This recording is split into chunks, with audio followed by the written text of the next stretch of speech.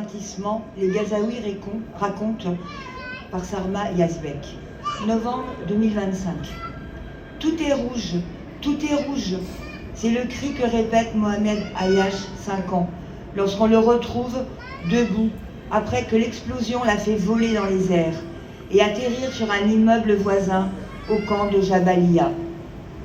Le même jour, 10 octobre 2023, sa mère Nada s'est elle aussi envolée quand 2 missiles ont fait exploser l'immeuble où habitait sa famille, près de l'école de l'UNRWA où elle avait enseigné, tuant 25 personnes de sa belle famille, du nouveau-né à la grand-mère qui le tenait dans ses bras.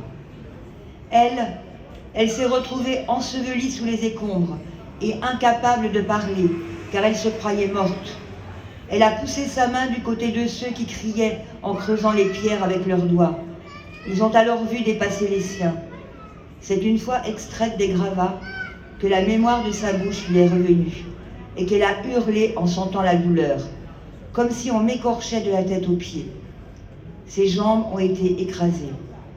À l'hôpital indonésien, rempli de blessés et de déplacés, elle a retrouvé sa fille, hurlante, le pied empalé d'une tige de fer.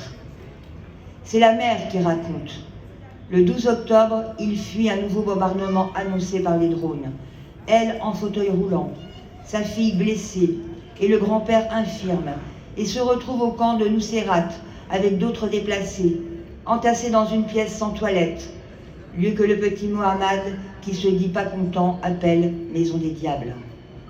Pendant ce temps, l'armée israélienne fait l'assaut terrestre de Jabalia, où son époux tente en vain de rassembler et d'enterrer les morceaux des siens. La traque des missiles les mène à Rafah, où, à plus de 50 dans un appartement, ils survivent 10 jours en buvant de l'eau croupie. Ce qu'ils voient dans les rues, où règne une puanteur que leur propre corps aggrave, est un cauchemar. Malades, amputés et errant parmi des cadavres en morceaux, mêlés aux déchets. Les morts et les vivants se côtoyaient. La famille se déplace 5 fois en 4 mois. Ils nous chassaient d'un endroit, puis arrivaient par les airs pour achever les blessés et ceux qui avaient survécu au carnage, avant de se faire évacuer au Qatar pour soins urgents. Hantée par ces scènes, la mère l'est encore plus par le visage des êtres chers suffocant sous les pierres. Les enfants, les jeunes, les vieux, c'étaient de bonnes personnes, de belles personnes qui aimaient la vie malgré sa dureté. Maintenant, je dois recommencer de zéro en dessous même pour reconstruire une vie dont j'ignore tout.